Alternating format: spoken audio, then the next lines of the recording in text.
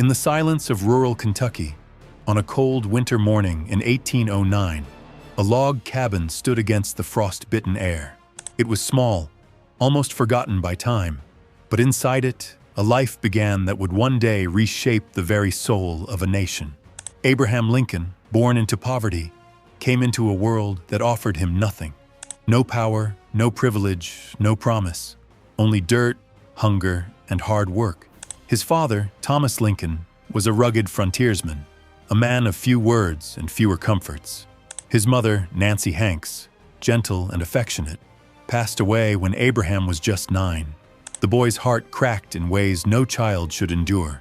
Her death left an emptiness that would haunt him all his life. He once said, "All that I am, or hope to be, I owe to my angel mother."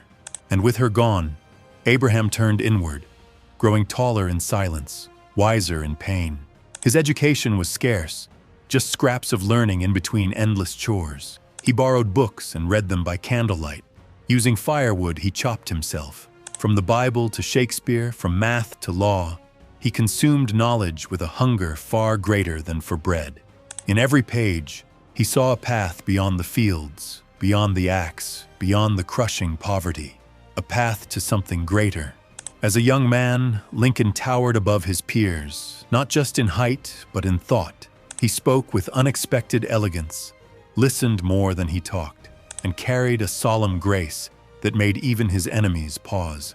But the world did not yet see what he carried. He worked as a rail splitter, a store clerk, a self-taught lawyer. Every step was uphill. He failed in business, lost elections, faced ridicule, and yet he kept going. In New Salem, Illinois, Lincoln began to find his voice, not just as a speaker, but as a man of character. People began to trust him.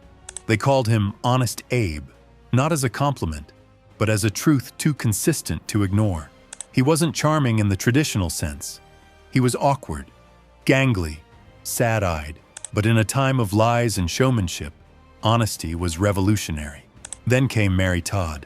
She was everything he wasn't. Educated, sharp-tongued, born into a family of slaveholders. But she saw the fire in Lincoln's mind, the storm behind his quiet demeanor. Their courtship was turbulent, their marriage more so. But in Mary, Lincoln found a mirror, someone who challenged him, believed in him, and perhaps saw the greatness he still doubted in himself. The 1850s brought a nation tearing at the seams. Slavery was not just a political issue. It was a moral wound, festering, bleeding, poisoning the very idea of liberty. While others shouted, Lincoln listened.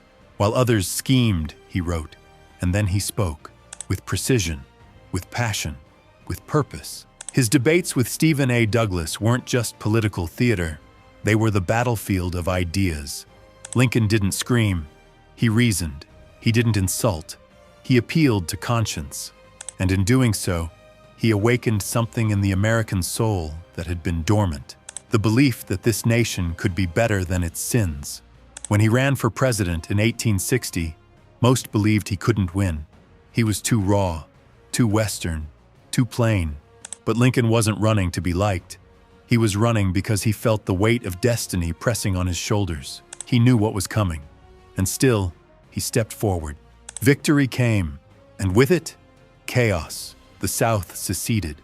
The drums of war began to beat. The very union he had vowed to protect was unraveling before his eyes. But Lincoln did not flinch. He entered the White House with no grandeur, only resolve. A man who had buried his mother, his sister, and 2 of his own children, now stood ready to fight for a nation that was falling apart. But in that dark hour, Lincoln began the second act of his life, not just as a man of ideas, but as a leader forged in fire. When Abraham Lincoln stepped into the White House in 1861, the air was thick with uncertainty. The Union was breaking apart.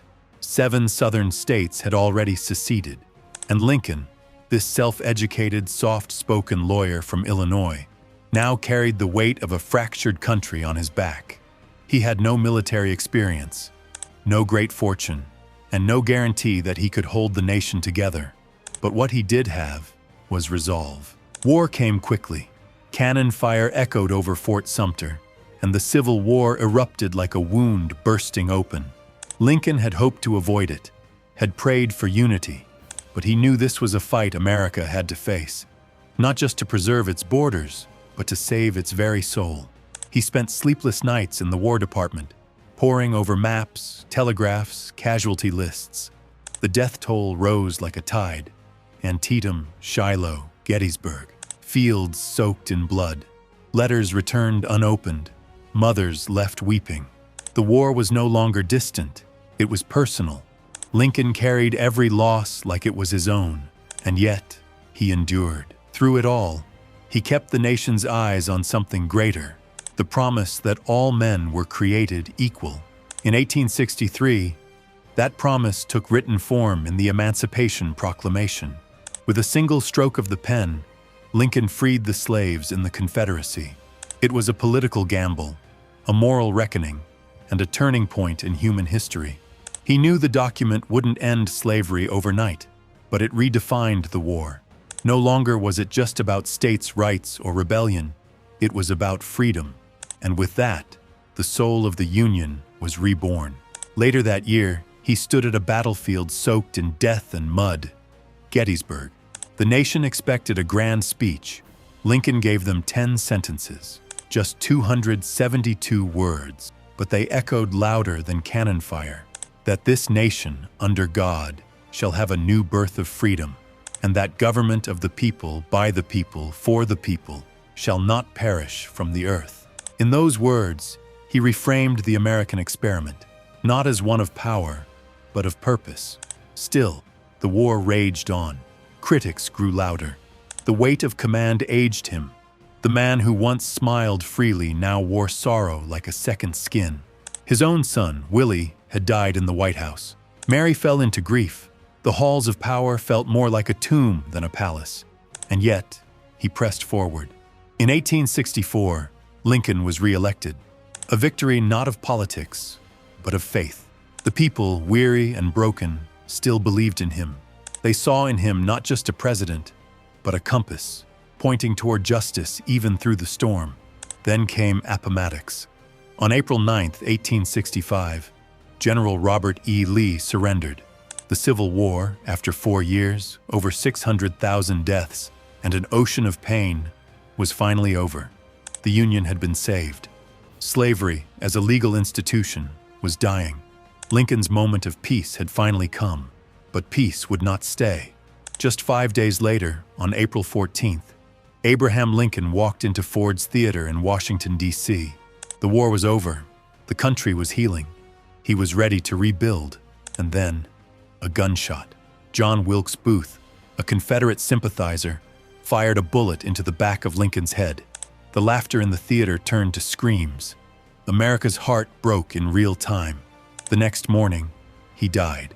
The man who had walked barefoot through the Kentucky mud, who had read books by firelight, who had signed freedom into law, who had held a broken nation together with trembling hands, was gone. They laid him to rest in Springfield, Illinois.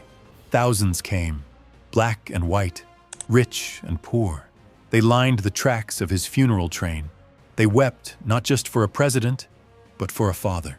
He had not lived to see the full fruit of his labor, but he had planted the seeds of a better America, an America more free, more just, more whole.